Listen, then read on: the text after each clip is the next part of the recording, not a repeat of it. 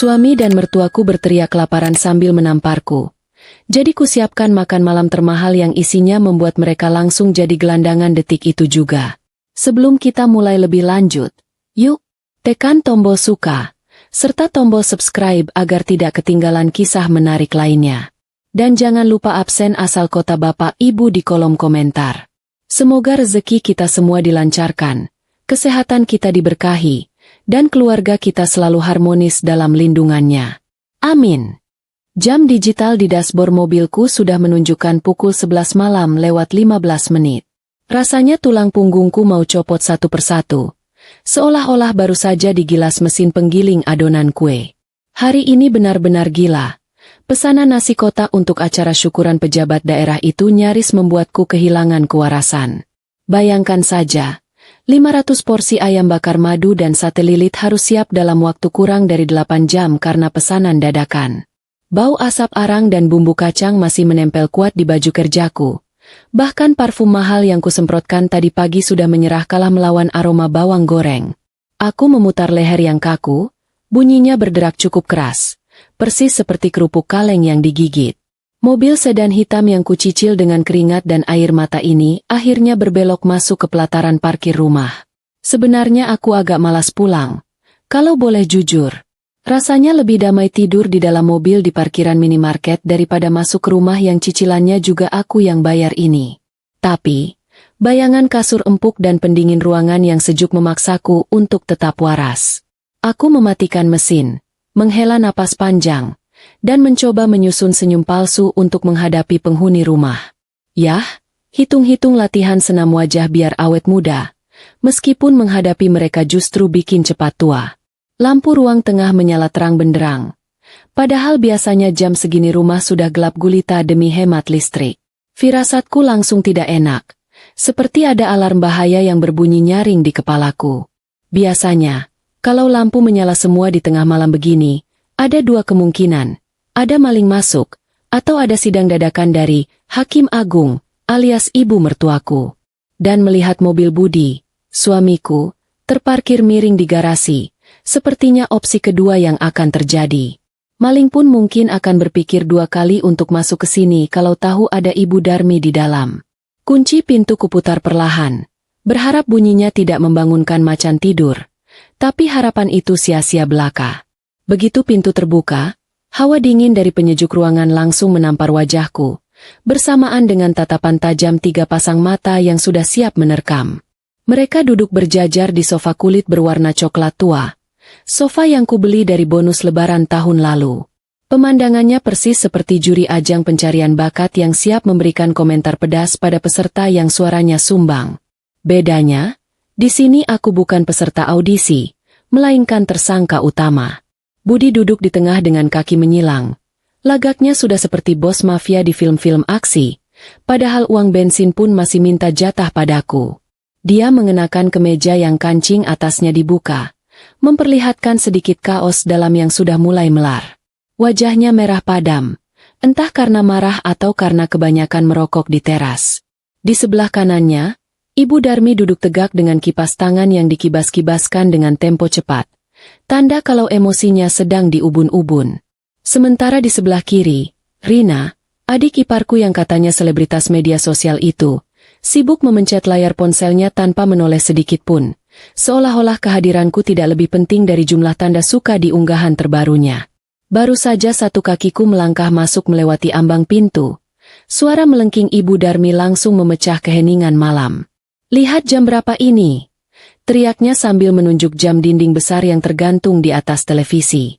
Suaranya begitu nyaring, sampai-sampai aku khawatir kaca jendela akan retak karenanya. Dasar menantu tidak tahu diri. Keluyuran sampai tengah malam. Sementara suami dan mertua dibiarkan mati kelaparan di rumah. "Kamu pikir kamu siapa? Hah? Nyonya besar." Aku terdiam di tempat, menahan napas sambil mencoba mencerna tuduhan konyol itu. Keluyuran katanya? Padahal dia tahu betul aku banting tulang mengurus usaha catering yang menjadi satu-satunya sumber pemasukan di rumah ini. Budi sudah 2 tahun menganggur dengan alasan, sedang mencari peluang bisnis yang selevel. Yang kenyataannya cuma main game daring seharian sampai lupa waktu. Sementara Ibu Darmi dan Rina, pekerjaan mereka hanya menghabiskan uang belanja, arisan, dan berburu diskon di pusat perbelanjaan. Lucu sekali rasanya disebut Nyonya Besar oleh orang-orang yang hidupnya justru aku biayai Bak Raja dan Ratu. Bu, aku baru selesai urus catering, jawabku pelan, berusaha menjaga nada suaraku tetap datar dan sopan.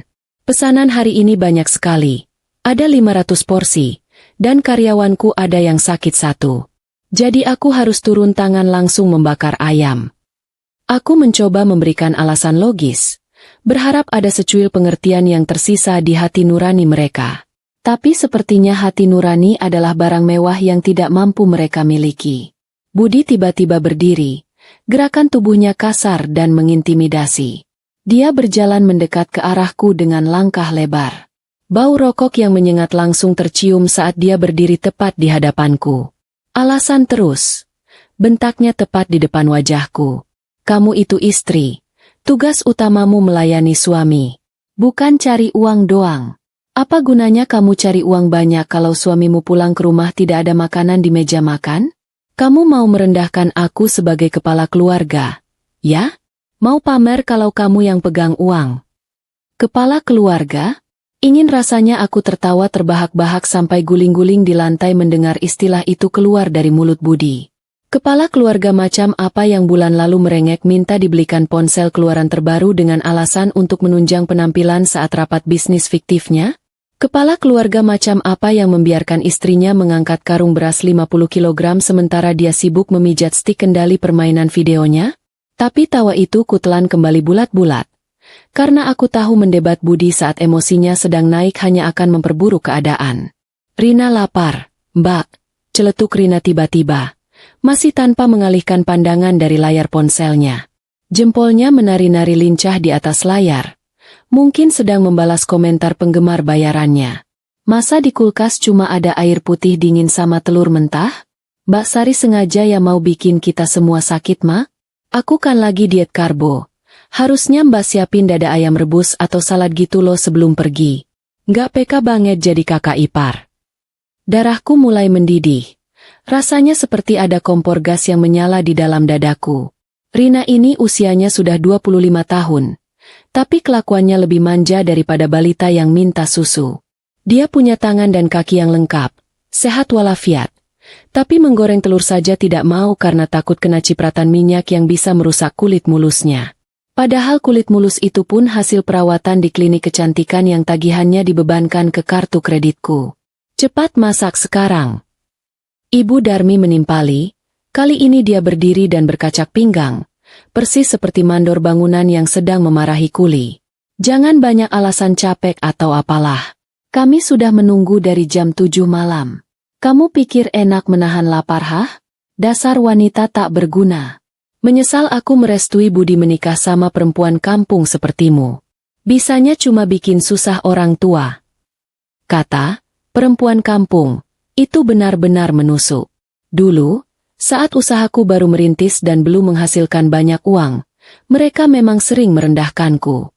Tapi sekarang, saat usahaku sudah maju dan menghidupi gaya hidup mewah mereka, sebutan itu masih saja menempel. Manusia memang makhluk yang paling pandai melupakan kebaikan orang lain, apalagi kalau perutnya sedang kosong dan egonya sedang tinggi. Aku menarik napas dalam-dalam, mencoba mengumpulkan sisa-sisa kesabaran yang rasanya tinggal seujung kuku. Mas, Bu, Rina, kataku mencoba bernegosiasi. Ini sudah jam 11 malam. Badan aku capek sekali.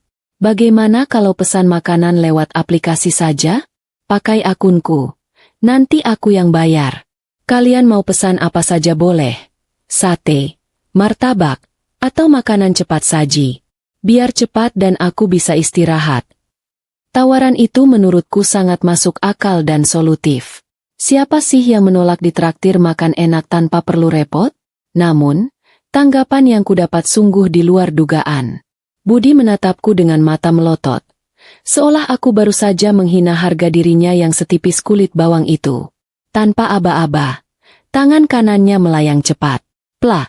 Sebuah tamparan keras mendarat mulus di pipi kiriku.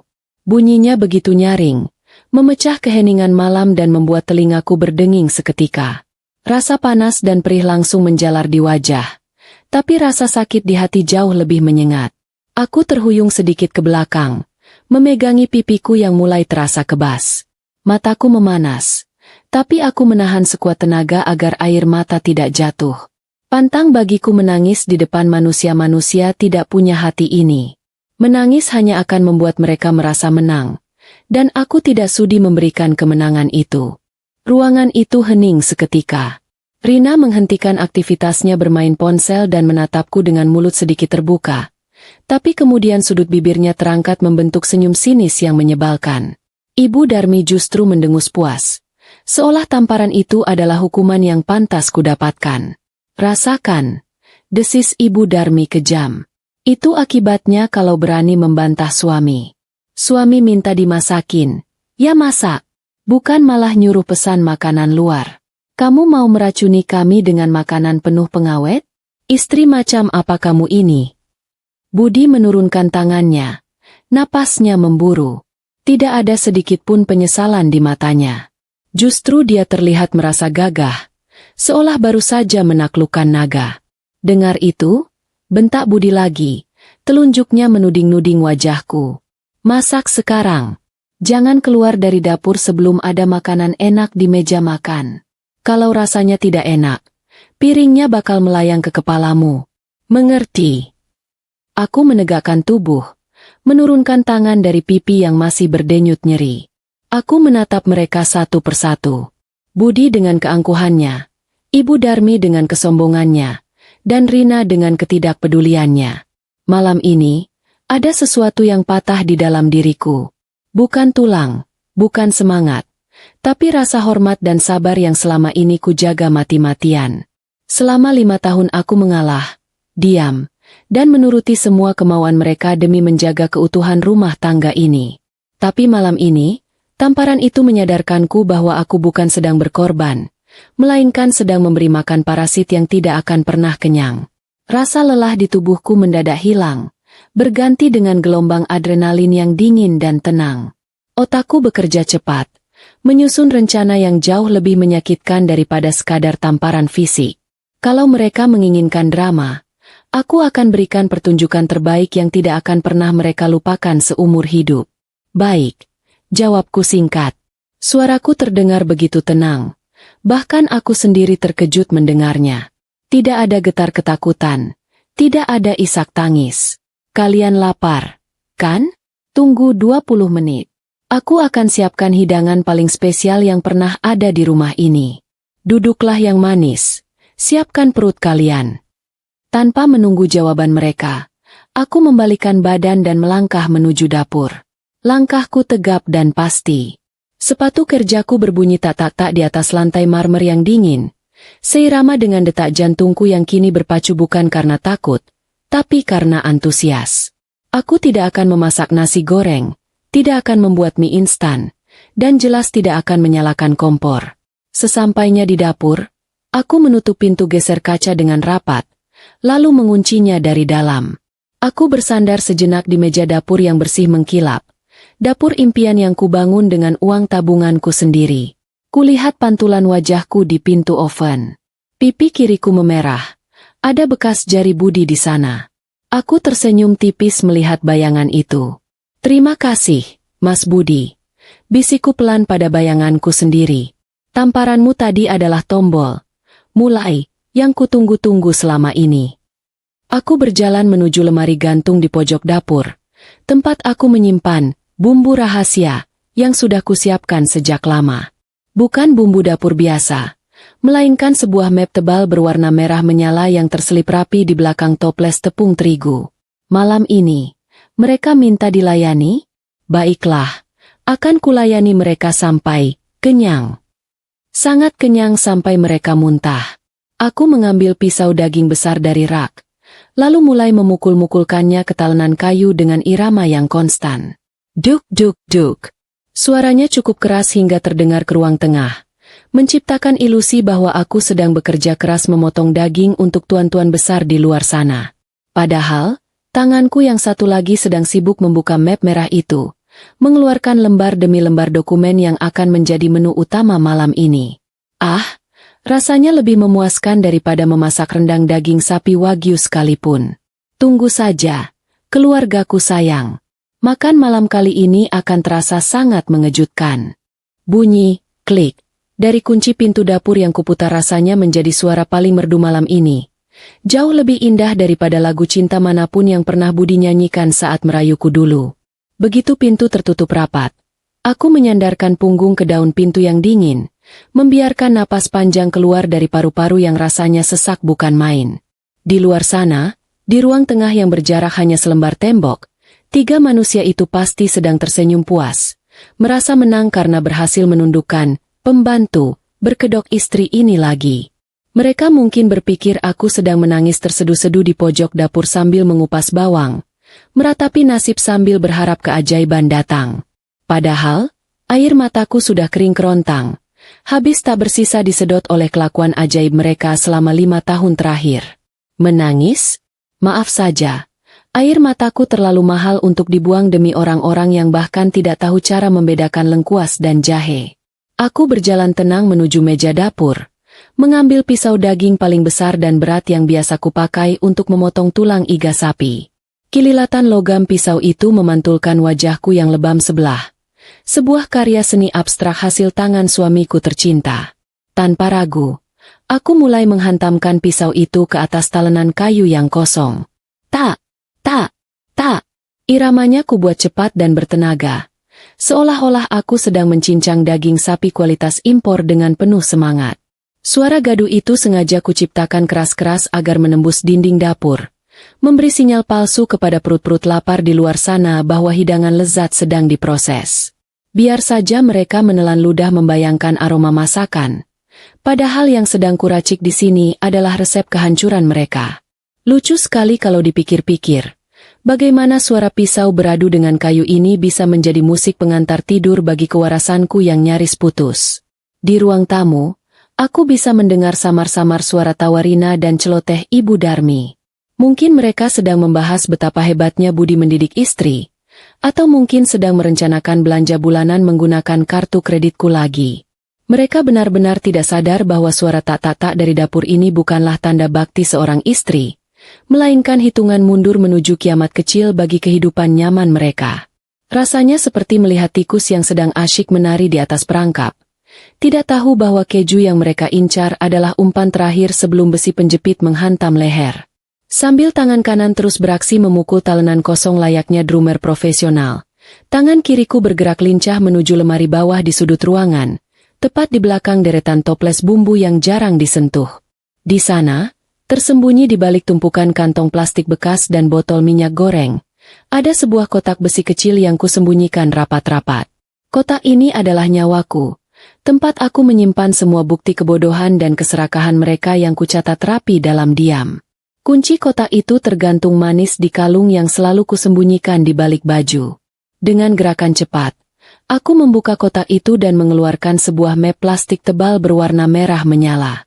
Warnanya semerah amarah yang kupendam, atau mungkin semerah bekas tamparan di pipiku sekarang. Map merah ini terasa berat di tangan, seberat beban hidup yang kupikul sendirian selama ini. Aku meletakkannya di atas meja marmer, tepat di samping talenan yang masih kupukuli sesekali untuk menjaga sandiwara tetap hidup. Aku membuka map itu perlahan, menikmati momen ini seperti seorang jenderal yang sedang membuka peta strategi perang. Dokumen pertama yang kutarik keluar adalah kertas hijau tebal berlambang burung Garuda, sertifikat hak milik rumah ini. Dulu, rumah ini memang dibeli atas nama Budi karena dia merengek ingin merasa dihargai sebagai kepala keluarga, meskipun uang mukanya 100% dari tabunganku. Tapi bulan lalu, saat Budi mabuk kemenangan karena tim bola favoritnya menang, dia tanpa sadar menandatangani surat kuasa balik nama yang kuselipkan di antara tumpukan berkas tagihan listrik. Prosesnya mahal dan berbelit, tapi berkat kenalan notaris yang kulayani cateringnya, nama di sertifikat ini sekarang tertulis jelas dan tegas, Sari Wahyuni. Senyum miring terukir di bibirku saat mengelus nama itu. Bayangkan betapa lucunya nanti saat mereka tahu bahwa mereka sedang duduk, makan, dan berteriak-teriak mengusir pemilik asli rumah yang mereka tempati. Budi si, Tuan rumah, ternyata hanyalah penumpang gelap di istanaku. Di bawah sertifikat itu, ada tumpukan kertas lain yang tak kalah mematikan. Rekening koran setebal novel romansa remaja, berisi riwayat transaksi Budi selama 2 tahun terakhir. Bukan transaksi bisnis seperti yang selalu dia banggakan, melainkan aliran dana ke situs judi daring dan transfer rutin ke wanita-wanita penghibur di aplikasi hijau. Jumlahnya fantastis, cukup untuk membeli 1 mobil keluarga baru secara tunai. Dasar laki-laki buaya darat, sudah numpang hidup, pakai uang istri buat foya-foya pula. Kalau ada lomba tidak tahu diri tingkat kecamatan, Budi pasti juara bertahan 3 periode berturut-turut. Tak ketinggalan, ada juga catatan tagihan kartu kredit atas nama Rina, adik iparku yang gayanya selangit itu. Lembaran tagihan ini penuh dengan pembelian barang-barang yang tidak penting, tas bermerek palsu, sepatu hak tinggi yang cuma dipakai sekali buat foto, sampai perawatan bulu mata yang harganya bisa buat makan 1 kampung.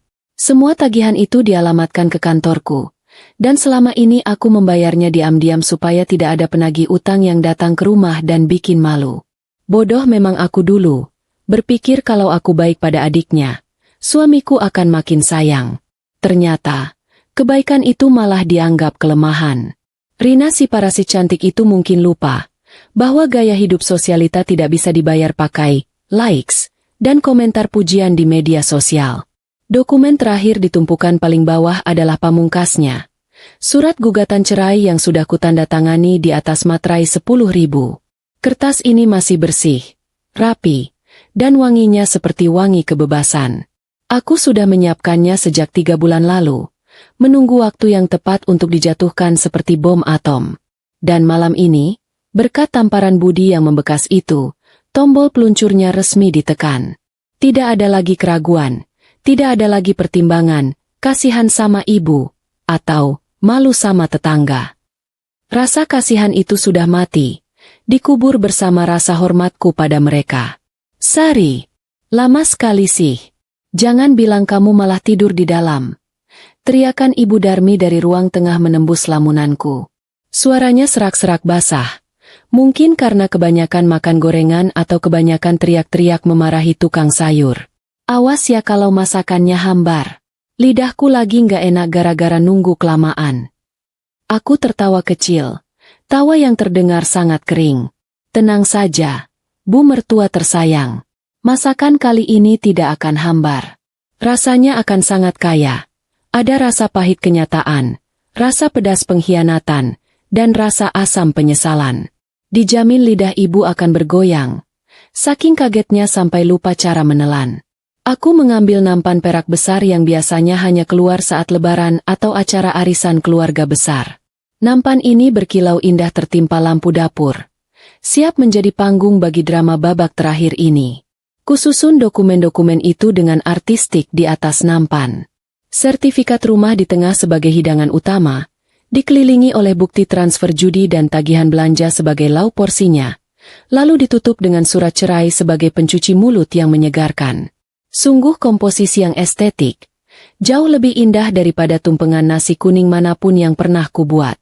Terakhir, aku menutup nampan itu dengan tudung saji perak berbentuk kubah yang tinggi. Dari luar, ini terlihat seperti sajian makan malam mewah ala restoran bintang 5 yang siap disantap oleh keluarga kerajaan. Padahal isinya adalah tiket satu arah menuju neraka dunia bagi mereka. Aku berjalan menuju cermin kecil yang tergantung di dekat wastafel, merapikan sedikit rambut yang keluar dari jilbab instanku. Pipi kiriku masih merah, sedikit bengkak. Tapi anehnya aku merasa lebih cantik dari biasanya. Tatapan mataku di cermin terlihat tajam, dingin, dan penuh determinasi.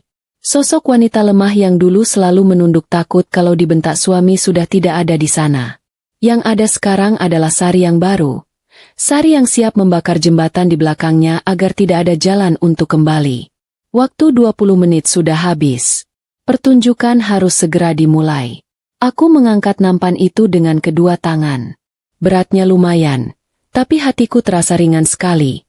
Seolah ada beban bertonton yang baru saja diangkat dari pundakku.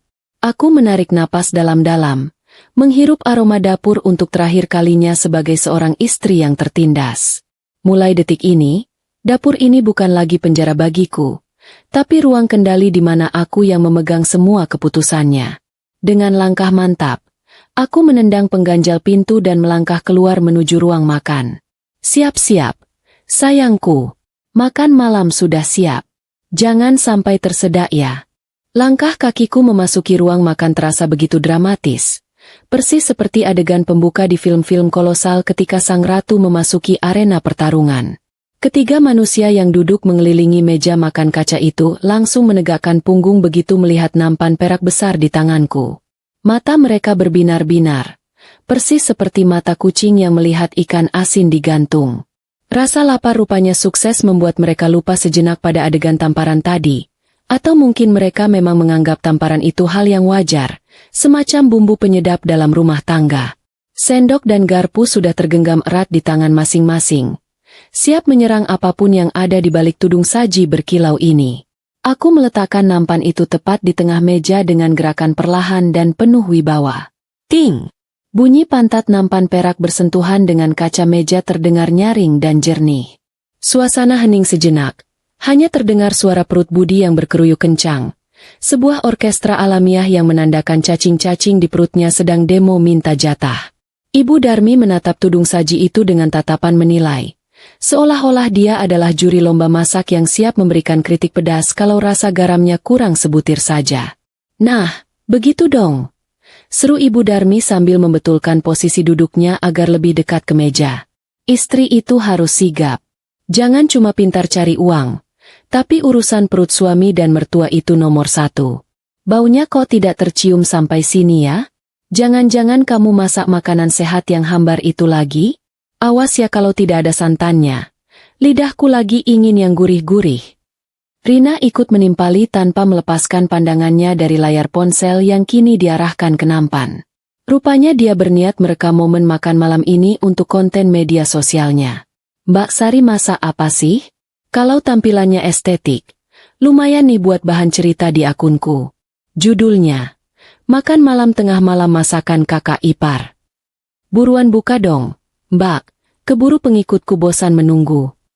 Aku tersenyum manis, senyum paling manis yang bisa kuberikan malam ini, meskipun rasanya bibirku kaku seperti habis disuntik obat bius.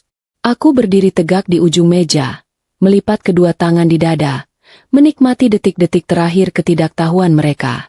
Silakan, Mas Budi. Sebagai kepala keluarga yang terhormat, Mas yang paling berhak membuka tudung sajinya. Ini hidangan spesial, paling mahal, dan paling berharga yang pernah aku sajikan seumur hidupku.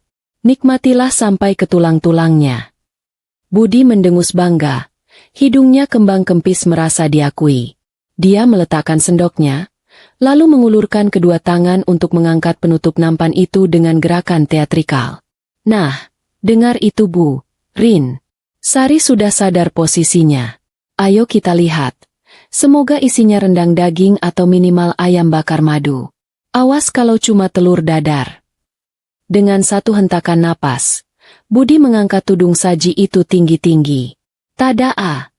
Serunya bersemangat.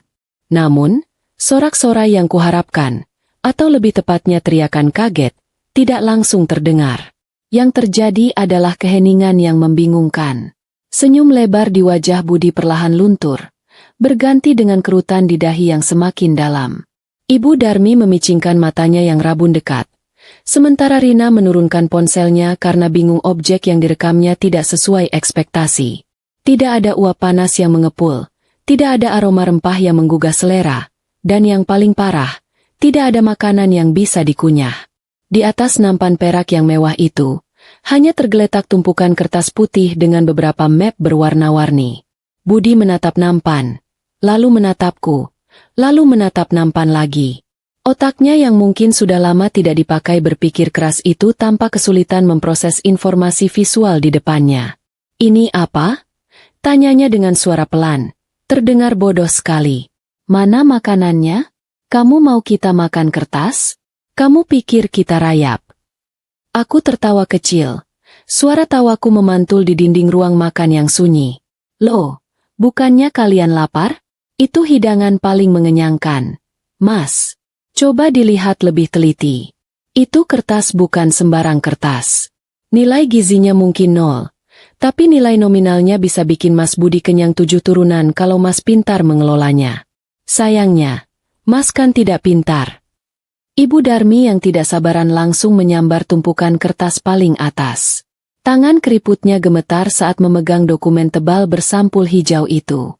Dia mendekatkan kertas itu ke wajahnya, menyipitkan mata membaca tulisan besar di bagian depan. Detik berikutnya, matanya melotot nyaris keluar. Mulutnya ternganga lebar sampai aku bisa melihat tambalan gigi gerahamnya yang berwarna perak. Sertifikat. Hak milik. Eja Ibu Darmi terbata-bata. Atas nama Sari Wahyuni? Heh, apa-apaan ini?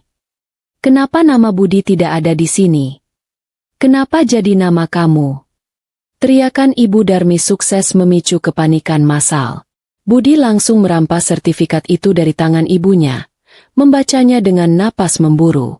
Wajahnya yang tadi merah karena lapar, kini pucat pasi seperti mayat yang kehabisan darah. Sari, kamu memalsukan dokumennya.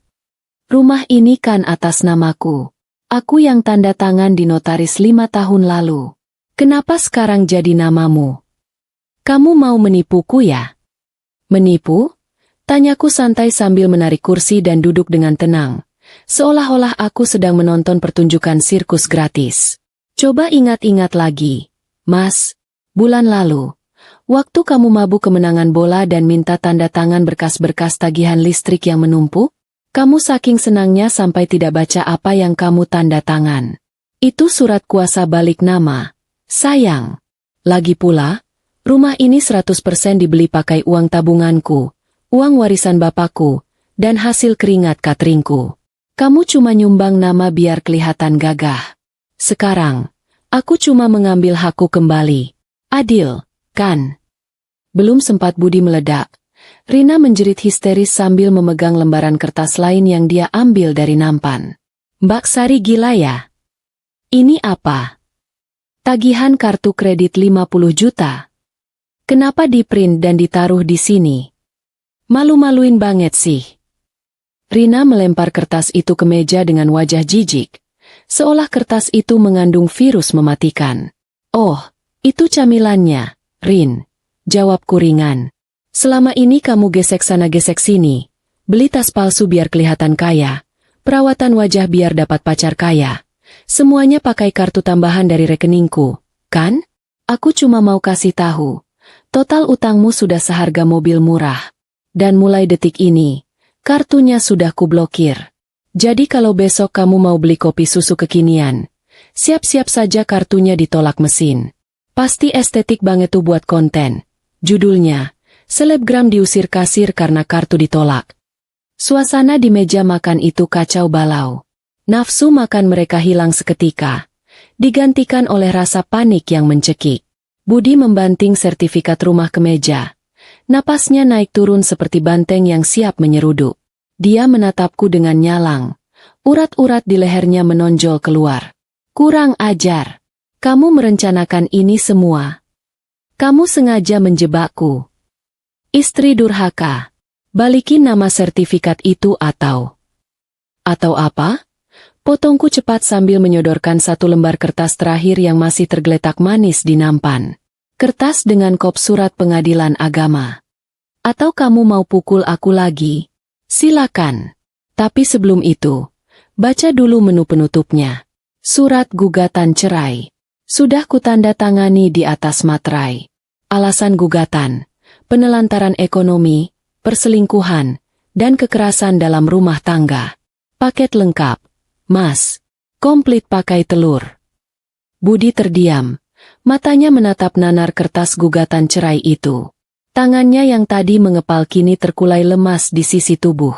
Mulutnya bergerak-gerak ingin bicara, tapi tidak ada suara yang keluar. Ibu Darmi yang menyadari situasi semakin genting mulai menangis meraung-raung, mengeluarkan jurus andalannya, drama air mata buaya. Ya Allah, Gusti, punya menantu kok kejamnya melebihi ibu tiri di sinetron. Kami ini keluargamu, Sari. Tega-teganya kamu mau mengusir kami dan menceraikan suamimu. Ingat dosa, Sari. Ingat surga istri itu ada di telapak kaki suami. Raung Ibu Darmi sambil memukuli meja makan, berharap tetangga dengar dan datang membela. Aku hanya tersenyum tipis. Sangat tipis. Surga memang di telapak kaki suami, Bu. Tapi kalau suaminya modelan Mas Budi yang kerjanya cuma injak-injak harga diri istri dan habisin uang istri buat judi, saya rasa surganya pindah alamat. Sekarang, silakan dinikmati. Makanan, kalian. Kenyang, kan? Kenyang makan uangku selama 5 tahun? Nah, sekarang waktunya bayar tagihan. Pemandangan di depanku ini sungguh memuaskan. Wajah-wajah syok, ketakutan, dan kebingungan mereka adalah bayaran lunas atas semua rasa sakitku. Mereka pikir aku wanita bodoh yang bisa diperah selamanya. Maaf saja, sapi perah pun kalau diperlakukan kasar lama-lama akan menendang juga. Dan malam ini, tendanganku tepat sasaran di ulu hati mereka. Selamat makan, para parasit. Suasana ruang makan yang tadinya hanya diisi suara perut keroncongan, dalam sekejap berubah menjadi arena pasar malam yang rusuh dan penuh teriakan. Kertas gugatan cerai yang tadi dipegang Budi kini sudah melayang ke udara, mendarat mengenaskan di atas lantai marmer. Wajah suamiku itu merah padam, urat-urat di lehernya menonjol keluar seperti kabel listrik yang mau putus. Dia menatapku dengan mata melotot, seolah-olah aku baru saja berubah menjadi makhluk luar angkasa berkepala 3. Lucu sekali melihat pria yang biasanya sok berkuasa ini tiba-tiba gelagapan seperti ayam jago yang kehilangan taji. Apa maksudnya ini, Sari? Bentak Budi. Suaranya menggelegar sampai membuat gelas kaca di meja bergetar. Dia menunjuk-nunjuk wajahku dengan telunjuk yang gemetar hebat. Kamu mau menceraikan aku? Suamimu sendiri? Kamu sudah gila ya? Siapa yang meracuni pikiranmu? Hah? Pasti teman-teman arisanmu yang janda-janda itu, kan? Aku hanya menyandarkan punggung ke kursi, menyilangkan kaki dengan santai, lalu mengambil gelas air putih di depanku. Meneguknya pelan-pelan seolah sedang menikmati teh sore di pinggir pantai. Tidak ada yang meracuni pikiranku, Mas. Justru aku yang selama ini keracunan janji manis kamu. Sabar ya, sayang. Bulan depan aku dapat proyek besar. Itu katamu 2 tahun lalu. Nyatanya, proyek yang kamu kerjakan cuma proyek menghabiskan saldo tabunganku di meja judi daring. Mendengar kata judi, wajah Budi yang merah pada mendadak berubah pucat pasi, seputih tembok di belakangnya. Mulutnya terkatup rapat.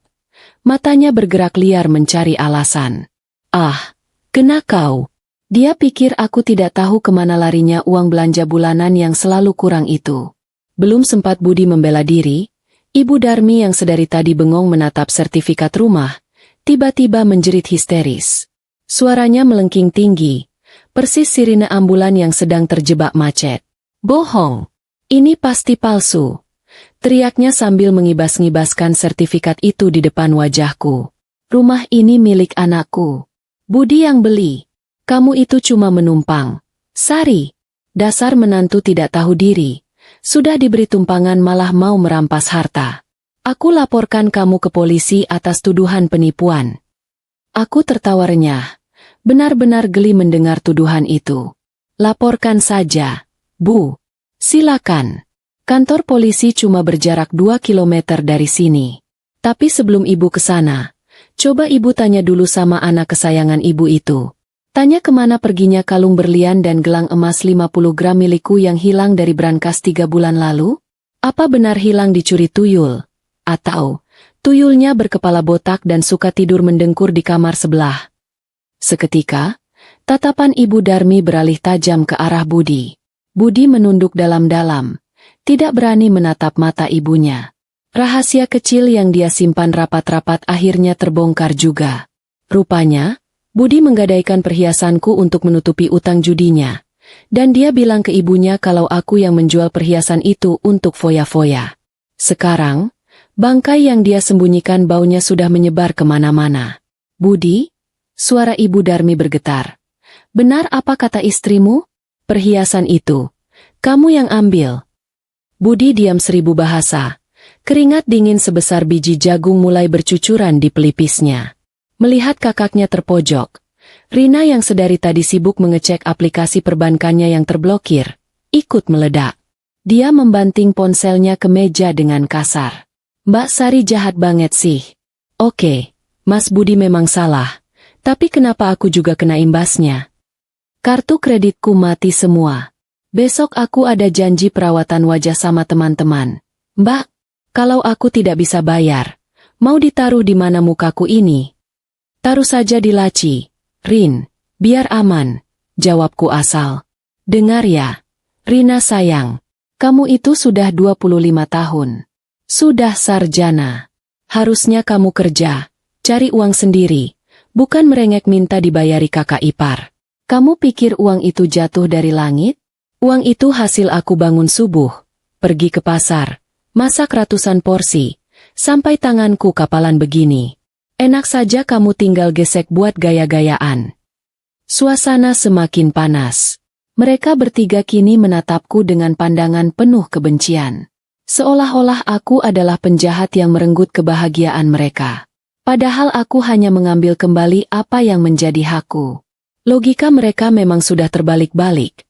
Saking lamanya hidup nyaman di atas penderitaanku. Cukup, teriak Budi lagi. Mencoba mengambil alih kendali situasi yang sudah babak belur. Dia memukul meja dengan kepalan tangannya. Bra, aku tidak peduli dengan semua kertas sampah ini.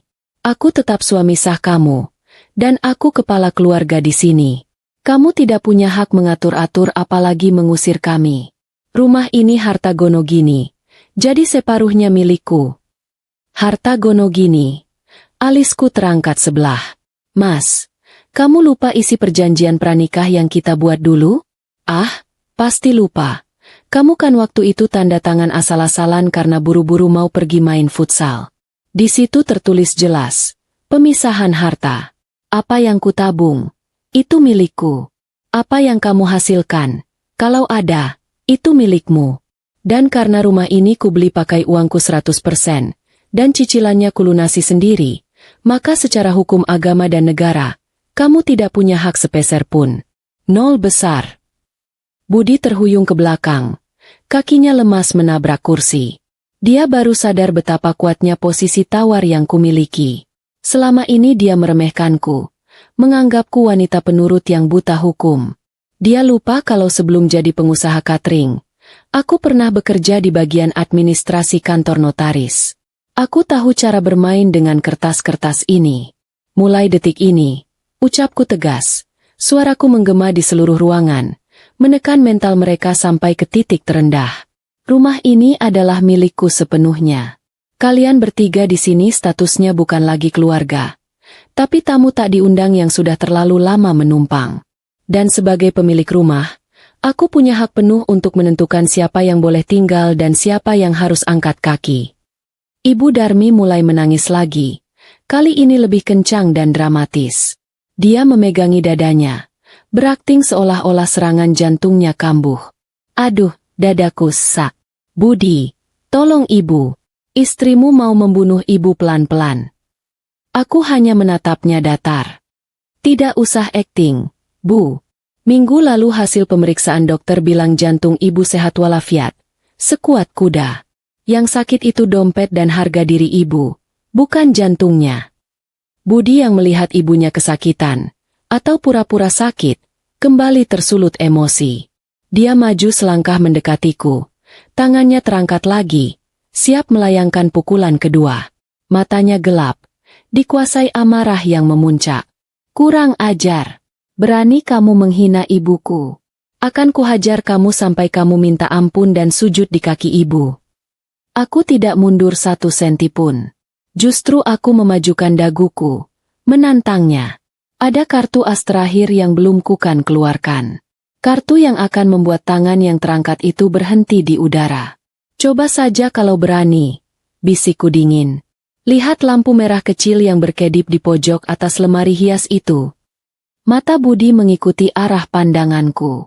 Di sana, tersembunyi di antara pajangan keramik, sebuah mata lensa kecil menatap kami tanpa berkedip. Merekam setiap gerakan, setiap teriakan, dan setiap ancaman. Babak selanjutnya akan menjadi penentuan nasib mereka.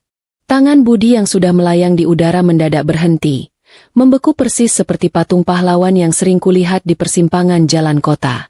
Matanya terkunci pada lampu merah kecil yang berkedip-genip di sudut ruangan, di atas lemari hias. Itu bukan lampu hiasan perayaan, melainkan mata kamera pengawas yang baru saja dipasang teknisi langgananku 2 hari lalu. Alat perekam itu menangkap setiap detail adegan drama rumah tangga ini dengan resolusi tinggi, siap menjadi bukti tak terbantahkan di meja hijau nanti. "Satu sentuhan lagi, Mas," kataku dengan nada selembut sutra tapi mematikan. Dan rekaman video ini akan langsung terkirim otomatis ke ponsel pengacaraku dan juga kantor polisi. "Kamu mau reuni sama teman-teman judimu di balik jeruji besi? Silakan pukul. Aku malah senang. Pasal penganiayaan hukumannya lumayan lama. Loh, cukup buat bikin kamu tobat atau malah makin gila di dalam sana." Nyali Budi langsung ciut seketika. Tangannya yang tadi terkepal kuat perlahan turun. Lemas tak bertenaga di sisi tubuhnya. Wajah garangnya yang tadi merah padam kini luntur, berganti menjadi wajah ketakutan persis kucing garong yang baru saja disiram air dingin. Dia tahu betul aku tidak pernah menggertak sambal. Kalau aku bilang A, maka A yang akan terjadi. Dia mundur 2 langkah, menjauh dariku seolah aku ini memancarkan radiasi beracun. Ibu Darmi yang melihat anak kesayangannya mundur teratur, mencoba mengambil alih panggung. "Jangan takut, Budi. Hancurkan saja kameranya. Ini rumah kita yang berkuasa."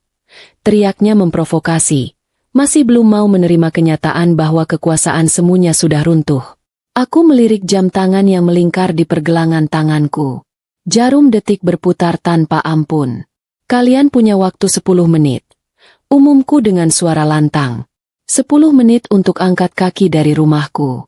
Ambil baju seperlunya. Masukkan ke dalam kantong plastik sampah hitam yang sudah kusiapkan di teras depan. Ingat, hanya pakaian yang menempel di badan dan baju ganti seadanya. Jangan berani-berani menyentuh barang berharga satupun. Mobil, motor, laptop, perhiasan, bahkan sendok garpu yang dibeli pakai uangku, tinggalkan semua di sini. 10 menit. "Kamu gila?" jerit Rina histeris. Air matanya mulai luntur bercampur maskara, membuat wajahnya cemong seperti badut yang kehujanan. Mana sempat aku beres-beres perawatan kulitku? Bajuku banyak, sepatuku mahal-mahal. Aku tidak mau pakai kantong sampah. Memangnya aku pemulung? Ya kalau tidak mau, silakan pergi dengan baju yang menempel di badan saja. Lebih praktis, kan? Jawabku enteng sambil merogoh saku gamis, mengambil ponselku. Dan karena sepertinya kalian susah diajak kerja sama, aku butuh bantuan tenaga ahli. Aku menekan tombol panggil cepat di layar ponsel, mengaktifkan pengeras suara agar mereka bisa mendengar jelas siapa yang kuhubungi. Nada sambung berbunyi 2 kali sebelum suara berat di seberang menjawab. "Halo, selamat malam, Bu Sari? Ada yang bisa dibantu?" Itu suara Pak Asep, kepala keamanan kompleks perumahan kami. Pria berbadan besar mantan atlet angkat besi yang paling tidak suka dengan keributan. "Malam, Pak Asep. Maaf mengganggu istirahatnya. Pak, tolong ke rumah saya sekarang ya. Bawa 2 anggota yang badannya besar-besar. Ada gangguan ketertiban umum di sini. Ada 3 orang asing yang menolak keluar dari properti saya dan membuat keributan. Saya butuh bantuan Bapak untuk mengawal mereka keluar gerbang kompleks." "Siap, Bu Sari. Kami meluncur sekarang," jawab Pak Asep tegas. Mendengar percakapan itu, kepanikan yang sesungguhnya terjadi. Budi, Ibu Darmi, dan Rina sadar bahwa waktu mereka benar-benar sudah habis. Tidak ada negosiasi, tidak ada tawar-menawar. Mereka berlarian menuju kamar masing-masing seperti ayam yang kehilangan induk. Terdengar suara pintu dibanting, suara lemari diobrak-abrik, dan suara tangisan Rina yang semakin kencang meratapi nasib koleksi tasnya. Aku menunggu di ruang tengah dengan tenang, mengawasi jarum jam yang terus bergerak. Tepat 10 menit kemudian, suara sirine motor patroli terdengar mendekat, disusul suara guntur yang menggelegar di langit. Alam semesta sepertinya sedang bersekongkol denganku malam ini. Hujan deras tiba-tiba turun mengguyur bumi, Seolah-olah langit ingin membantu membilas kotoran dan energi negatif yang selama ini bersarang di rumahku. Pak Asep dan dua anggotanya muncul di pintu depan. Basah kuyup tapi tetap sigap. "Mana orangnya, Bu?" tanya Pak Asep. Aku menunjuk ke arah tiga manusia yang baru saja keluar dari kamar dengan wajah kusut. Mereka masing-masing menyeret kantong plastik sampah hitam besar yang menggembung. Satu-satunya koper darurat yang mereka punya. Penampilan mereka sungguh mengenaskan. Jauh berbeda dari penampilan borjuis mereka 1 jam yang lalu. Budi memakai kaos oblong yang sudah belel.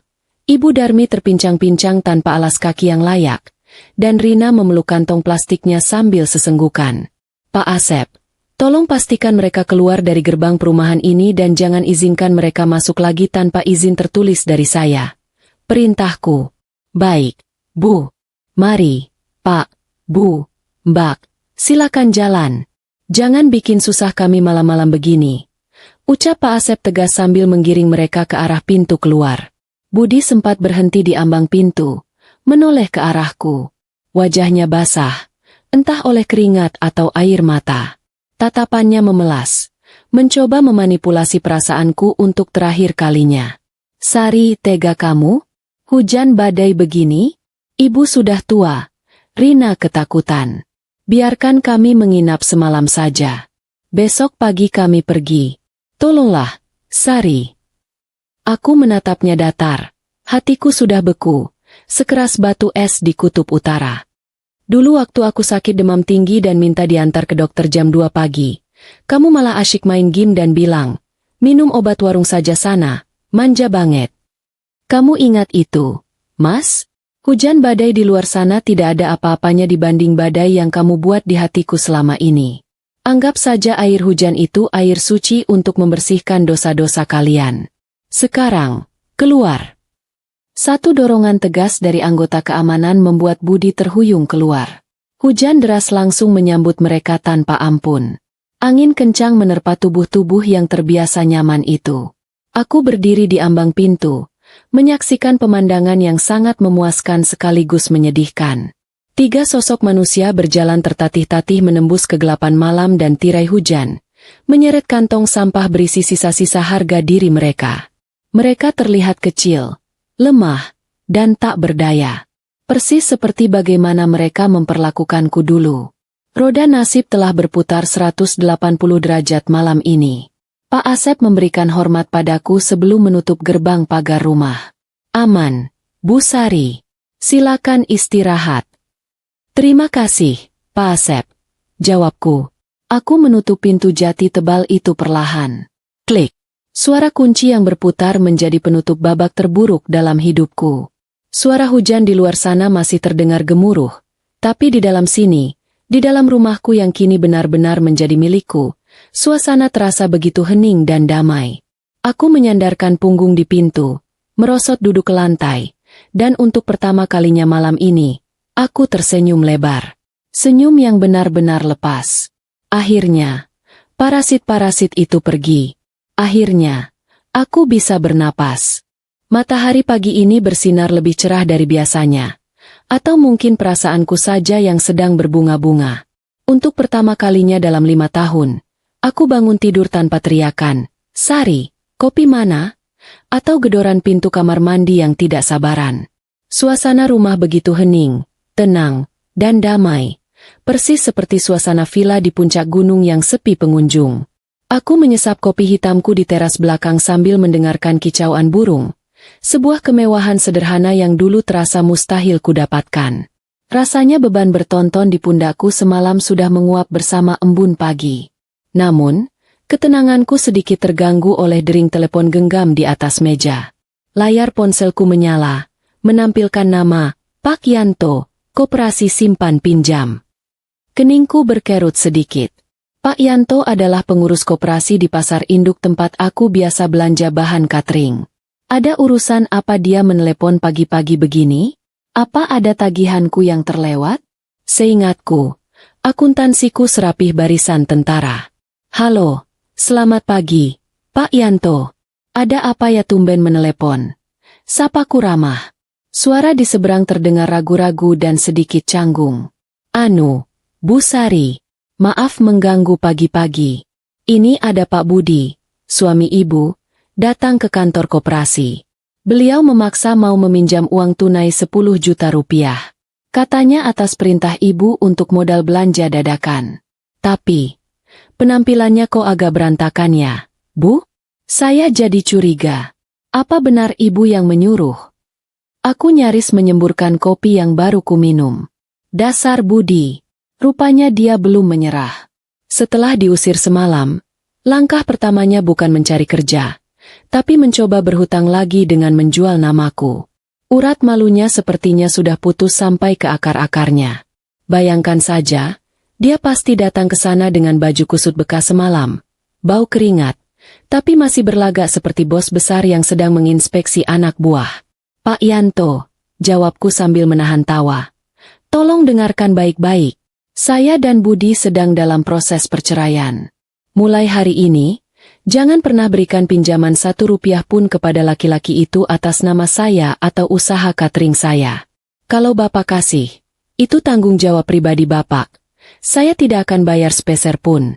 Usir saja dia. Pak, bilang saja namanya sudah masuk daftar hitam nasabah bermasalah. Waduh. Baik, Bu Sari. Siap. Pantas saja baunya seperti belum mandi 3 hari. Saya usir sekarang juga. Terima kasih infonya, Bu.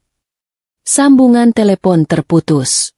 Aku bisa membayangkan wajah Budi saat diusir oleh Satpam Koperasi. Pasti merah pada menahan malu. Ditonton oleh ibu-ibu pedagang pasar yang mulutnya lebih pedas dari cabai rawit. Rasain. Itu baru permulaan, Mas. Dunia di luar sana tidak seramah kasur empuk yang biasa kamu tiduri. Tanpa nama, Sari Wahyuni, di belakangmu. Kamu hanyalah remah-remah rengginang di toples kosong. 1 jam kemudian, aku sudah siap berangkat ke tempat usaha cateringku. Hari ini aku mengenakan setelan baju kerja terbaikku, warna biru laut yang cerah, dipadu dengan jilbab motif bunga yang elegan. Aku ingin tampil maksimal, merayakan hari pertama kemerdekaanku. Kali ini aku tidak menyetir sendiri.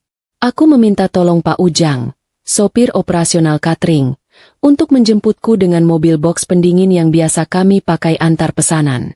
Aku duduk di kursi penumpang depan yang tinggi, menikmati pemandangan jalanan kota yang padat merayap. Mobil kami melaju pelan membelah kemacetan pagi. AC mobil terasa sejuk, dan wangi pewangi ruangan aroma jeruk nipis membuat suasana hati makin segar. Namun, saat mobil berhenti di lampu merah perempatan besar dekat pasar, mataku menangkap pemandangan yang membuat senyumku sedikit memudar, berganti dengan rasa miris yang aneh. Di trotoar sebelah kiri, tepat di bawah terik matahari yang mulai menyengat, terlihat sesosok pria berjalan gontai dengan langkah diseret. Pakaiannya terlihat familiar. Kaos oblong abu-abu yang sudah melar di bagian leher dan celana pendek selutut yang kucel. Dia menjinjing kantong plastik hitam besar di bahu kanannya, persis seperti orang yang baru saja memulung botol bekas. Rambutnya yang biasanya klimis tertata rapi dengan minyak rambut mahal, kini acak-acakan seperti sarang burung pipit yang kena angin puting beliung. Itu Budi. Ya ampun, baru semalam berpisah, penampilannya sudah berubah drastis dari pangeran rumah tangga menjadi gelandangan metropolitan. Dia berjalan menunduk, mungkin menghindari tatapan orang-orang yang lalu lalang. Di belakangnya, agak tertinggal jauh, terlihat Ibu Darmi yang berjalan tertatih-tatih sambil mengipas-ngipasi wajahnya dengan sobekan kardus bekas. Rina tidak terlihat. Mungkin dia sedang merajuk di suatu tempat atau malu berjalan beriringan dengan rombongan sirkus yang menyedihkan itu. Jarak kami hanya terpisah kaca jendela mobil. Aku duduk di sini, di dalam ruangan berpendingin udara, wangi, bersih, dan berdaya. Sementara dia di sana, bermandi keringat, debu, dan kehinaan. Dulu, akulah yang sering dia biarkan kepanasan menunggu ojek daring di pinggir jalan sementara dia asyik nongkrong pakai mobilku. Sekarang, roda nasib berputar begitu cepat dan brutal. Tanpa sengaja, Budi menoleh ke arah jalan raya. Matanya yang cekung dan lelah menyapu barisan kendaraan yang terjebak macet. Dan takdir sepertinya memang suka bercanda. Tatapan kami bertemu. Waktu seolah berhenti beberapa detik. Budi terbelalak melihatku duduk nyaman di dalam mobil box besar bertuliskan Sari Catering di pintunya. Mulutnya ternganga, matanya memancarkan campuran antara rasa kaget, malu, dan secercah harapan bodoh. Dia mungkin berpikir aku akan luluh melihat kondisinya yang menyedihkan itu. Sari, teriaknya. Suaranya samar-samar terdengar menembus kaca mobil yang tertutup rapat. Dia menurunkan kantong plastiknya ke trotoar begitu saja, lalu berlari kecil mendekati mobilku. Tangannya yang kotor mengetuk-ngetuk kaca jendela dengan tidak sabaran. Sari, buka pintunya. Sari, tolong aku. Ibu kakinya sakit. Kami belum makan dari pagi. Sari. Pak Ujang, sopirku, menoleh kaget. Loh, Bu, itu kan Pak Budi? Kok penampilannya begitu? Mau saya bukakan kacanya, Bu? Aku menatap Budi yang kini menempelkan wajahnya ke kaca. Wajah itu, wajah yang dulu kupuja, wajah yang dulu sering membentakku, wajah yang semalam menamparku. Sekarang wajah itu memelas, penuh daki dan air mata buaya. Tidak ada lagi sisa-sisa kesombongan. Yang ada hanya keputusasaan seorang pecundang yang kehilangan inangnya. Jangan, Pak Ujang, jawabku dingin, tanpa mengalihkan pandangan dari Budi. Biarkan saja. Kaca mobil ini terlalu bersih untuk disentuh tangan kotor seperti itu. Lagi pula, saya tidak kenal siapa gelandangan itu. Budi terus menggedor, berteriak-teriak memanggil namaku, memohon belas kasihan. Sari, jangan begini. Aku suamimu. Masih suamimu. Buka pintunya. Aku janji akan berubah. Sari. Lampu lalu lintas di depan berubah menjadi hijau. Jalan, Pak Ujang. Perintahku tegas. Kita ada jadwal pengantaran yang tidak boleh terlambat. Waktu adalah uang, dan orang itu cuma buang-buang waktu saya. Siap, Bu. Pak Ujang menginjak gas. Mobil bergerak perlahan, meninggalkan Budi yang masih berlari kecil mengejar di samping mobil sebelum akhirnya menyerah karena kalah cepat. Aku melihat dari kaca spion luar.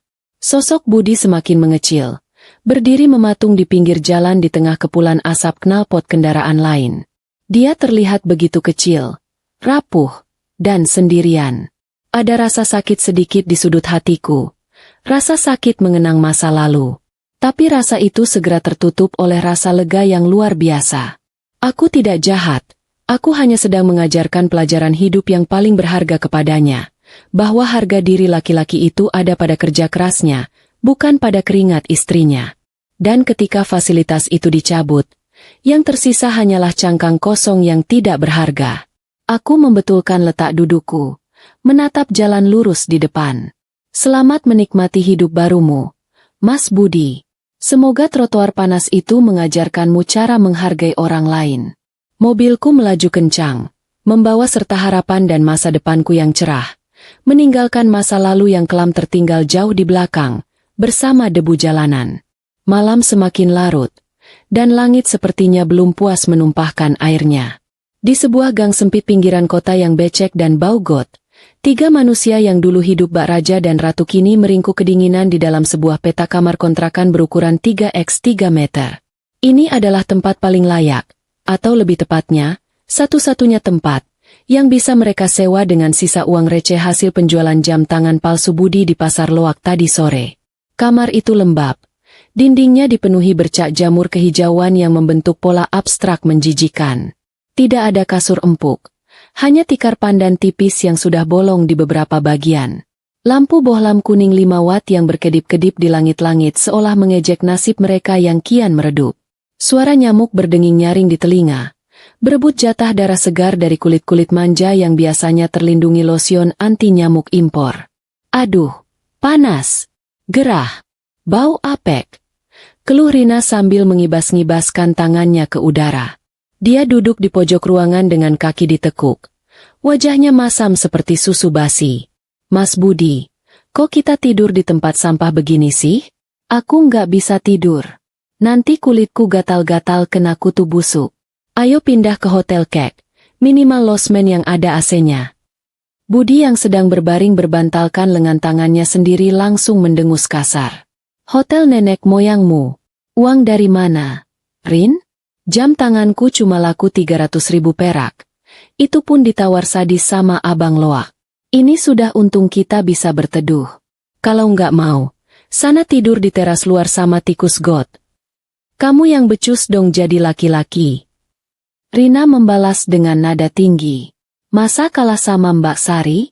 Dia bisa punya rumah, punya mobil. Kamu kok bisanya cuma bawa kita ke kandang ayam ini? Payah.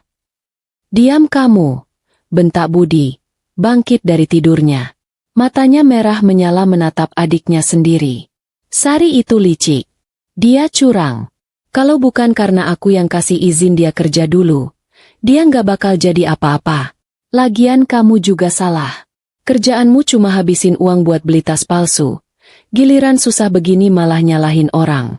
Coba kalau kamu punya tabungan, kita nggak bakal sengsara begini. Mas yang judi terus. Jangan bawa-bawa aku ya. Sudah, diam. Kepala ibu mau pecah dengar kalian berantem terus. Ibu Darmi melerai dengan suara parau. Dia terbaring lemah di tengah tikar. Wajahnya pucat pasi, dan dahinya berkeringat dingin. Sejak diusir paksa dan kehujanan semalam, kondisi kesehatannya menurun drastis. Bukan sakit jantung bohongan seperti biasanya. Tapi kali ini tubuh tuanya benar-benar tidak kuat menahan kerasnya hidup jalanan. Budi, Rina, kalian itu saudara jangan ribut. Rintih Ibu Darmi sambil memegangi perutnya yang perih karena hanya diisi nasi bungkus lauk tempe orek setengah porsi tadi sore. Pikirkan caranya, besok kita makan apa? Ibu lapar. Budi menghela napas panjang, lalu kembali merebahkan tubuhnya memunggungi ibu dan adiknya. Tidur saja, Bu. Besok Budi cari kerjaan jadi kuli panggul di pasar kalau perlu.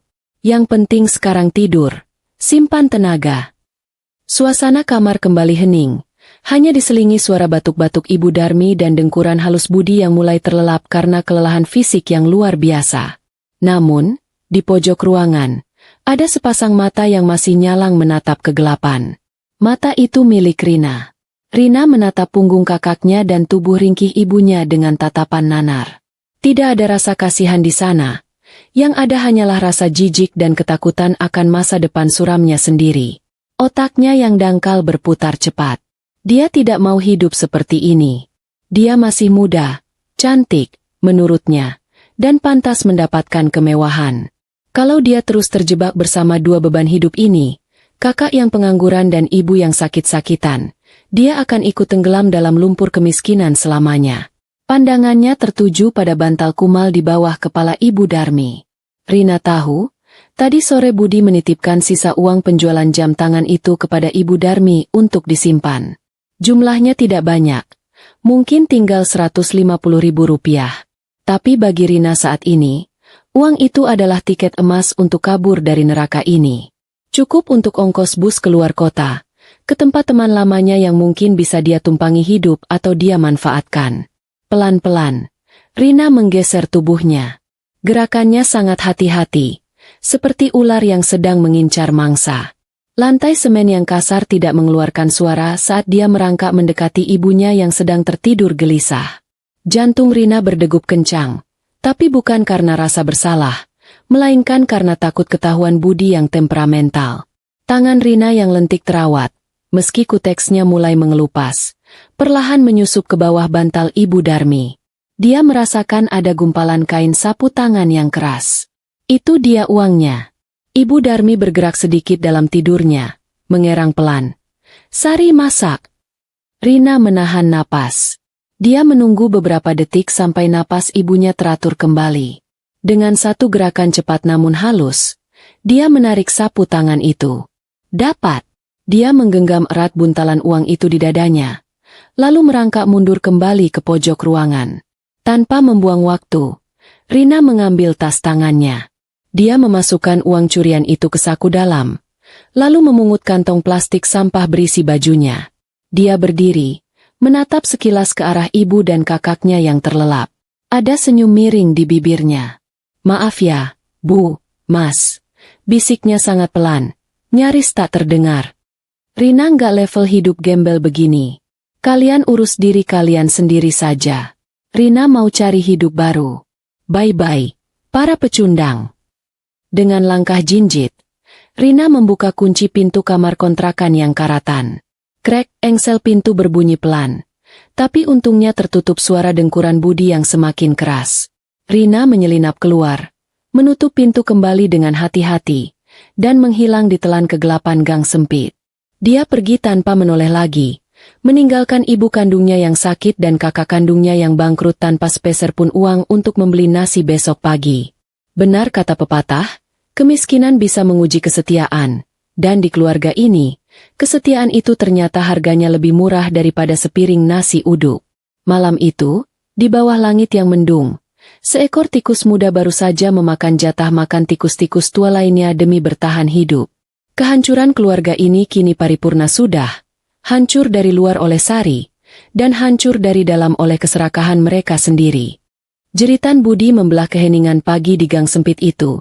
Suaranya melengking tinggi persis seperti orang yang baru saja melihat hantu di siang bolong. Dia mengobrak-abrik bantal ibunya dengan panik, membolak-balik tikar, bahkan mengguncang tubuh Ibu Darmi yang masih setengah sadar. Wajah Budi pucat pasi, matanya melotot horor menatap ruang kosong di sebelah tempat tidurnya. Rina hilang. Dan yang lebih parah, buntalan sapu tangan berisi uang sisa penjualan jam tangan, harta karun terakhir mereka, juga lenyap tanpa bekas.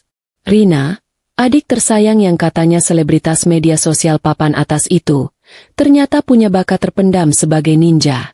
Dia kabur tanpa meninggalkan jejak, membawa lari nyawa ibu dan kakaknya sendiri. Sungguh sebuah plot cerita yang sangat membagongkan. Kalau ini sinetron, mungkin penonton sudah melempar televisi mereka pakai sandal jepit saking kesalnya.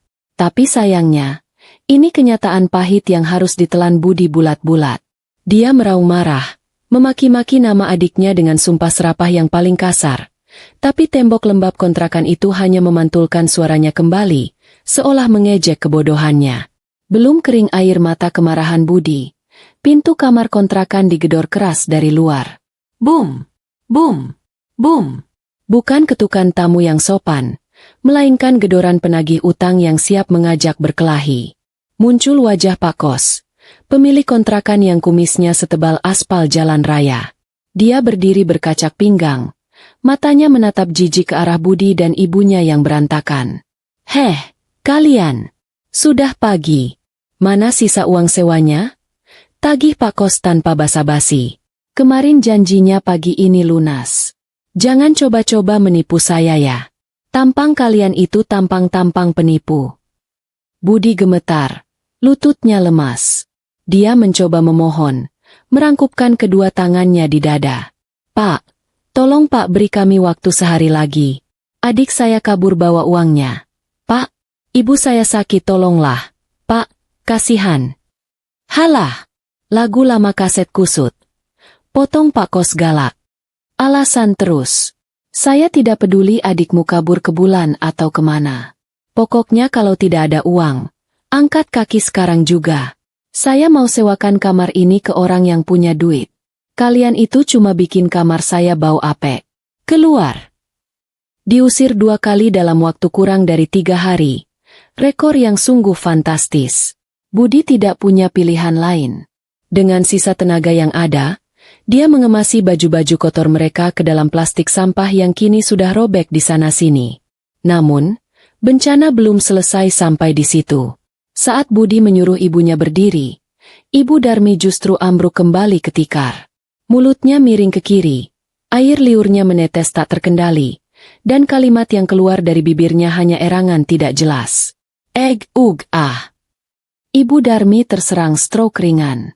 Tekanan darah tingginya meledak akibat kaget uangnya dicuri anak sendiri dan stres diusir pemilik kontrakan. Wanita yang dulu hobi menunjuk-nunjuk muka orang sambil marah-marah itu, kini bahkan tidak bisa menggerakkan tangan kanannya sendiri. Kesombongannya runtuh seketika, berganti menjadi ketidakberdayaan total. Budi menangis. Kali ini tangisannya benar-benar pilu. Dia bukan menangisi ibunya, tapi menangisi nasibnya sendiri yang harus memikul beban seberat ini. Dengan tertatih-tatih, Budi memapah, bahkan setengah menyeret tubuh ibunya keluar dari kontrakan. Tetangga-tetangga kontrakan hanya menonton sambil berbisik-bisik. Tidak ada yang mau menolong. Mereka jijik melihat penampilan Budi dan ibunya yang kumuh dan bau. Mereka berjalan tanpa arah di bawah terik matahari yang mulai menyengat. Menyusuri pinggiran jalan menuju pasar induk. Budi berpikir, mungkin di pasar dia bisa minta air minum atau sisa makanan dari pedagang. Namun, sesampainya di dekat pintu gerbang pasar, terdengar keributan besar. Teriakan, maling, copet, tangkap. Bersahutan dengan suara pukulan dan jeritan kesakitan. Naluri Budi menyuruhnya untuk menjauh. Tapi matanya menangkap sosok yang sedang dikerumuni masa itu. Jantungnya serasa berhenti berdetak. Di tengah kerumunan tukang ojek dan kuli panggul yang sedang emosi, terlihat seorang wanita muda dengan baju yang sudah ditarik-tarik hingga berantakan, rambutnya dijambak, dan wajahnya lebam. Wanita itu menangis histeris memohon ampun sambil memeluk tas tangan yang talinya sudah putus. Itu Rina. Adik ipar yang sombong itu rupanya tertangkap basah saat mencoba mencopet dompet seorang ibu-ibu yang sedang belanja sayur. Uang hasil curiannya dari Ibu Darmi mungkin sudah habis atau hilang, sehingga dia nekat mencuri lagi demi gaya hidup atau sekadar makan enak. Rina yang dulu jijik melihat orang miskin, kini menjadi tontonan hinaan orang-orang pasar. Dia diseret oleh satpam pasar menuju pos keamanan, diteriaki sumpah serapah, dan diludahi harga dirinya. Budi terpaku di balik tiang listrik, memeluk ibunya yang meracau tidak jelas.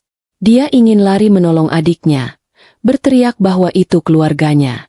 Tapi rasa malu menahannya kuat-kuat. Apa yang bisa dilakukan gelandangan sepertinya? Kalau dia maju, mungkin dia juga akan ikut dihajar massa yang sedang kalap. Akhirnya, Budi hanya bisa memalingkan wajah, menutup mata Ibu Darmi dengan tangannya yang kotor agar ibunya tidak melihat pemandangan memilukan itu. Dia bersembunyi di balik gerobak sampah, menyembunyikan wajahnya dalam-dalam. Keluarga yang dulu diagung-agungkan itu kini hancur lebur tak bersisa. Satu di penjara, satu lumpuh, dan satu lagi menjadi sampah masyarakat. Hukuman dunia ternyata datang lebih cepat dari paket kilat khusus. Dan di balik gerobak sampah yang bau busuk itu, Budi akhirnya menyadari, inilah tempat yang pantas untuk mereka sekarang. Waktu itu ternyata obat paling mujarab, apalagi kalau diminum sambil menghitung keuntungan usaha yang melonjak naik setiap bulannya. Tidak terasa, kalender di dinding kantorku sudah berganti tahun. Tepat 1 tahun 12 purnama telah berlalu sejak malam badai pengusiran itu. Kalau dulu hari-hariku diisi dengan drama air mata dan teriakan minta uang, sekarang hari-hariku penuh dengan aroma bumbu dapur dan dering telepon pesanan yang tidak berhenti berbunyi. Hidup rasanya jadi jauh lebih ringan, seolah-olah gaya gravitasi bumi tidak berlaku lagi bagiku. Usaha catering rumahan yang dulu dikerjakan di dapur sempit sambil menahan batin, kini sudah bermetamorfosis menjadi sebuah restoran besar berlantai 2 di pusat kota. Papan namanya terpampang gagah dengan lampu neon berwarna emas. Dapur Sari. Bukan lagi sekadar melayani nasi kotak. Sekarang restoranku menjadi langganan pejabat dan artis ibu kota. Setiap kali melihat karyawan-karyawanku yang berseragam rapi menyapa dengan hormat. Selamat pagi, Bu Sari. Rasanya aku ingin memeluk tiang beton saking senangnya. Dulu dipanggil, menantu tak berguna. Sekarang dipanggil, Ibu Bos. Peningkatan nasib yang sangat signifikan, bukan? Aku berdiri di depan cermin besar di ruang kerjaku, mematut diri sejenak sebelum turun mengawasi dapur. Wanita yang ada di pantulan cermin itu nyaris tidak aku kenali. Kulit wajahku yang dulu kusam dan sering lebam, kini bersih, cerah, dan bersinar layaknya piring porselen baru dicuci. Kantung mata hitam akibat sering begadang memikirkan utang budi sudah hilang tak berbekas. Banyak teman-teman lamaku yang bilang, "Wah, Sari sekarang awet muda ya, rahasia perawatan kulitnya apa?" Aku biasanya hanya tertawa dan menjawab enteng. Rahasianya gampang, buang saja beban hidup seberat 200 kg bernama suami malas dan mertua jahat. Dijamin langsung langsing dan glowing seketika. Benar kan? Ternyata kosmetik termahal di dunia itu adalah ketenangan hati dan kebebasan finansial. Ngomong-ngomong soal finansial, rekeningku sekarang gendut bukan main. Sehat walafiat tanpa penyakit kanker alias kantong kering. Tidak ada lagi notifikasi tagihan kartu kredit misterius yang bikin jantungan. Mobil sedan lamaku sudah kuganti dengan mobil jenis SUV terbaru yang gagah dan tinggi, biar kalau lewat jalanan banjir tidak perlu khawatir mogok, dan kalau ketemu mantan suami di jalan bisa langsung kulindas. Maksudnya kulewati dengan elegan. Rasanya nikmat sekali bisa membeli apapun yang ku mau tanpa harus sembunyi-sembunyi atau mendengar omelan. Istri kok boros. Padahal dulu si Budi beli burung kicau jutaan rupiah saja aku diam. Giliran aku beli daster baru dia pidato 7 hari 7 malam. Tentu saja, kabar tentang nasib keluarga Budi sesekali masih mampir ke telingaku, dibawa oleh angin lalu atau tetangga yang hobi bergosip. Katanya Rina masih mendekam di penjara wanita. Menangis setiap hari karena tidak ada krim pemutih di dalam sel. Katanya Budi dan ibunya luntang-lantung jadi gelandangan di pasar, tidur di emperan toko, dan makan dari belas kasihan orang. Mendengar itu semua, jujur saja, hatiku datar. Datar sedatar jalan tol yang baru diaspal. Tidak ada rasa senang yang meledak-ledak. Tidak ada juga rasa sedih yang menyayat hati. Mereka sudah menjadi masa lalu. Seperti film jelek yang pernah kutonton dan tidak ingin kuingat lagi alur ceritanya. Kebencian itu butuh energi, dan aku terlalu sibuk bahagia untuk membuang energiku membenci mereka. Biarlah hukum alam bekerja dengan caranya sendiri. Aku sudah memaafkan demi ketenanganku sendiri, tapi bukan berarti aku melupakan. Pintu rumah dan hatiku sudah digembok mati. Kuncinya sudah kulempar ke dasar laut. Hari ini adalah hari yang istimewa. Bukan karena ulang tahunku, tapi karena aku akan mengadakan acara syukuran besar-besaran untuk merayakan 1 tahun berdirinya restoran baruku. Aku sudah menyiapkan 1000 kotak nasi spesial, menu andalan restoranku, untuk dibagikan kepada kaum duafa dan fakir miskin di sekitar wilayah ini. Aku ingin berbagi kebahagiaan, ingin membuktikan bahwa rezeki yang dipakai untuk bersedekah tidak akan pernah habis, justru akan bertambah berkali-kali lipat. Bu Sari, semua paket sedekah sudah siap di depan. Antrean penerima juga sudah panjang. Lapor asisten pribadiku, seorang gadis muda yang cekatan. Baik. Saya turun sekarang, jawabku sambil merapikan jilbab. Aku melangkah keluar ruangan dengan senyum mengembang. Hatiku berdebar hangat, tidak sabar ingin melihat senyum orang-orang yang menerima makanan dariku. Namun, aku sama sekali tidak menyangka bahwa di antara ratusan wajah asing yang mengantre di bawah sana, ada sepasang wajah masa lalu yang sedang menungguku. Wajah yang akan menutup kisah ini dengan sempurna. Takdir memang sutradara yang paling jago membuat kejutan. Mari kita turun, dan hadapi babak terakhir ini dengan kepala tegak. Matahari siang ini bersinar terik sekali, seolah ingin ikut memanggang aspal jalanan, tapi hatiku rasanya sejuk seperti sedang duduk di depan kulkas yang terbuka pintunya. Halaman depan restoranku sudah dipadati ratusan manusia yang mengantre dengan tertib. Bau keringat bercampur debu jalanan menguar di udara. Aroma khas perjuangan hidup yang sangat kental. Aku bersikeras untuk turun tangan langsung membagikan nasi kotak ini. Bukan cuma duduk manis tunjuk-tunjuk jari. Aku ingin melihat mata mereka, ingin menyentuh tangan mereka, dan ingin memastikan bahwa rezeki ini sampai ke perut yang tepat. Satu persatu kotak nasi berpindah dari tanganku ke tangan-tangan yang kasar dan lelah. Silakan, Bu, semoga berkah. Ucapku berulang kali dengan senyum yang tak pernah luntur. Rasanya capek berdiri, tapi melihat binar bahagia di mata mereka, rasa pegal di kakiku langsung sembuh seketika. Antrean terus mengalir seperti air sungai. Hingga tiba giliran seseorang yang baunya, astaga, baunya sungguh menyengat. Campuran antara bau sampah basah dan keringat yang sudah difermentasi berhari-hari. Aku menahan napas sedikit agar tidak mual. Lalu mengangkat wajah untuk memberikan kotak nasi berikutnya. Gerakanku terhenti di udara. Senyumku yang tadi merekah lebar, perlahan memudar menjadi garis lurus yang datar. Di hadapanku, berdiri seorang pria kurus kering, kulitnya hitam terbakar matahari, dan rambutnya panjang menggumpal seperti ijuk sapu yang lupa dibilas. Dia mengenakan kaos partai yang sudah bolong di bagian ketiak dan celana pendek yang warnanya sudah tidak jelas aslinya apa. Pria itu sedang mendorong sebuah kursi roda reot yang roda kirinya sudah miring. Di atas kursi roda itu, duduk seorang wanita tua yang tubuhnya tinggal tulang berbalut kulit.